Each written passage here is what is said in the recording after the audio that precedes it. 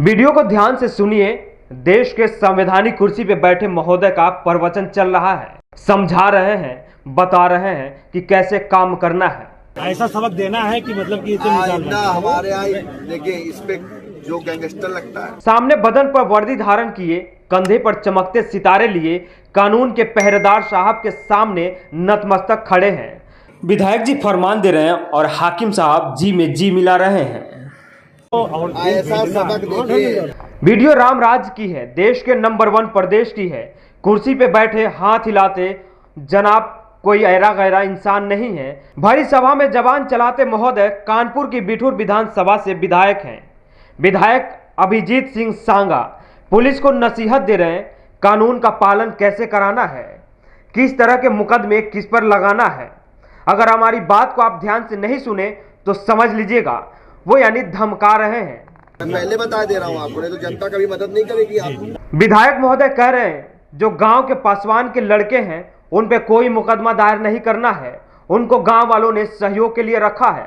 अगर आप उन पे कोई मुकदमा दायर करते हैं फिर गांव वाले आपके खिलाफ कुछ करते हैं तो फिर हमसे ना कहिएगा कि हमारे साथ कुछ बुरा हुआ है। यानी विधायक जी चेतावनी दे रहे हैं, ऐसा सबक सिखाना है, ऐसा सबक देना है जो कभी भूल ना पाएंगे। उसमें 2 लोग गांव के छोटे बच्चों का इन लोगों ने हेल्प में लिया है, उसका नहीं करना। तो पासवान बिरादरी का एक लड़का है और एक पासवान का, एक लोहार का। विधायक जी की भाषा शैली सुनिए। सिर्फ मुसलमान लड़के को फंसाना है, उन पर मुकदमा लगाना है, क्योंकि देश में सबसे बड़े अपराधी तो मुसलमान ही होते हैं। देश में सबसे बड़े आतंकवादी तो मुसलमान ही होते हैं। जितना भी जुर्म हो सब इनके सर पे ठोक देना है।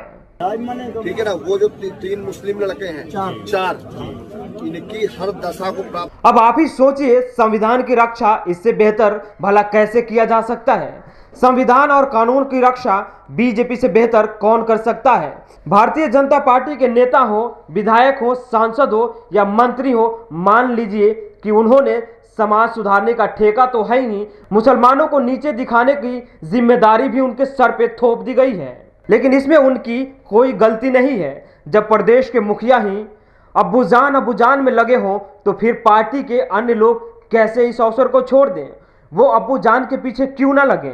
साहब कानपुर पुलिस को नसीहत दे रहे हैं, धमका रहे हैं। मुसलमान लड़कों पर ऐसा मुकदमा दायर करिए कि वो आगे से कुछ करने की हिमाकत ना करें, आगे कुछ सोचने पे मजबूर हो जाएं।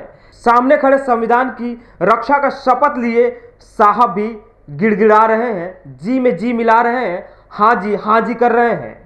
अपराधियों को सजा तो मिलना ही चाहिए, लेकिन साहब एक बार सोचिएगा अपराधियों को सजा दिलाने में भेदभाव क्यों किया जाता है। अपराधियों को सजा दिलाने के लिए हिंदू मुसलमान क्यों किया जाता है। थोड़ा गौर कीजिएगा। ब्यूरो रिपोर्ट दी कंटाप।